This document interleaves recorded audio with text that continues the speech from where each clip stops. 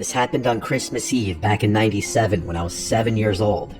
Since we're Jewish, we don't celebrate Christmas, so Christmas Eve was just like any other night for us.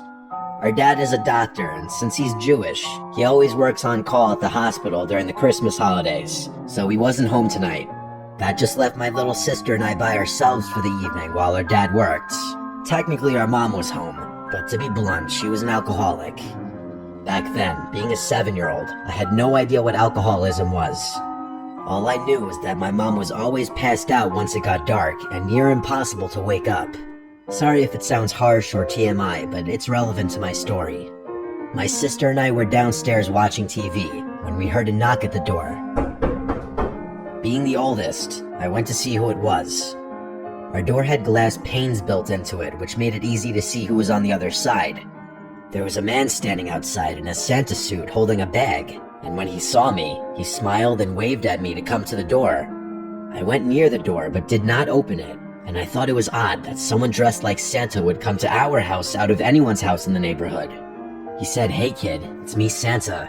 Let me in, I'll give you your presents."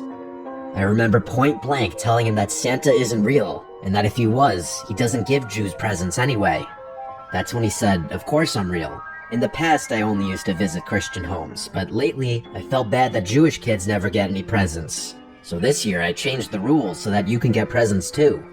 But I didn't buy it, and instead, I remember getting mad at him, arguing that Jews get presents. We just get them during Hanukkah, not on Christmas. The smile fell from his face, and all his jolly charm disappeared as he began demanding I open the door. I told my sister to dial 911, and the guy seemed to run away. We did call the cops. However, unfortunately, the operator didn't understand what we were saying. Looking back, I think she may have thought we were just little kids excited that Santa Claus was coming to our house. Regardless, she didn't take us seriously, and instead just told us that this number was to be used for emergencies only before disconnecting the call. My sister and I now got really scared because we didn't know who else to call. Since we were only 4 and 7, the only numbers we knew how to dial were our home number and 911. And since this is the 90s, my dad didn't have a cell phone yet, and I had no idea what the hospital number was to reach him there. And with our mom impossible for us to wake up, we were essentially on our own. We hoped the man wouldn't come back, but a few minutes later, he was knocking on the door again. He said he knew the cops weren't coming, and to go ahead and let him in, or we'd be in big trouble. My sister started crying and ran upstairs trying to wake my mom. Not knowing what else to do, I did the one thing that made sense to my 7-year-old brain. I grabbed a bunch of candles we keep for our menorah and lit them all, then ran below where the smoke detector was. I blew out all the candles quickly before tossing them all up to the smoke detector. Thankfully, they gave off enough smoke to set off the smoke alarm. As an adult, I realized how stupid this was, and fortunately, I did not accidentally set the house on fire. But at that time, all I knew was that the smoke alarm would instantly call 911 for me and send help to our home. There was a fire department not even 2 minutes from our house, so they got here pretty fast. My sister came downstairs, scared of the fire alarm, but I told her there was no fire and to not go outside, but instead wait inside with me. To my amazement, the guy still did not leave. Instead, the bastard ran to the firefighters, presumably telling them that he was glad they showed up. I remember that he claimed he was my dad, and that he dressed up like Santa Claus for Christmas Eve to surprise us.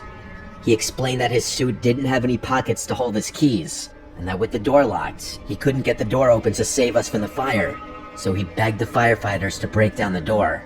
And surprisingly, the firefighters seemed to believe him. They were actually getting ready to break down the door, and told us to stand back, but we started crying, shouting at them that he's not our dad, that our dad is working at the hospital, and that we have no idea who this guy was, and that we don't even celebrate Christmas. The firefighter who was about to break down the door thankfully stopped and listened to us. He asked, "You don't celebrate Christmas?" I told him no because we're Jewish, and showed him my kippah on my head as well as our menorah. I then broke down crying, explaining how I set off the smoke alarm to try and get help because the police wouldn't believe us, and to please not let the guy in.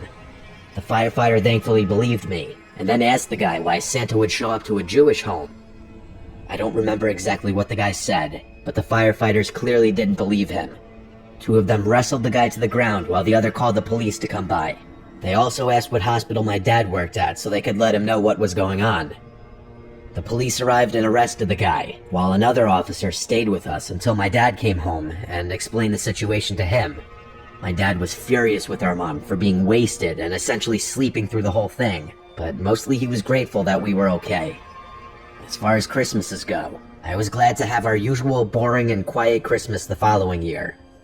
To this day, I think being Jewish saved my sister and I's lives, because had we opened that door to let Santa in, there's a good chance that would have been our final Christmas.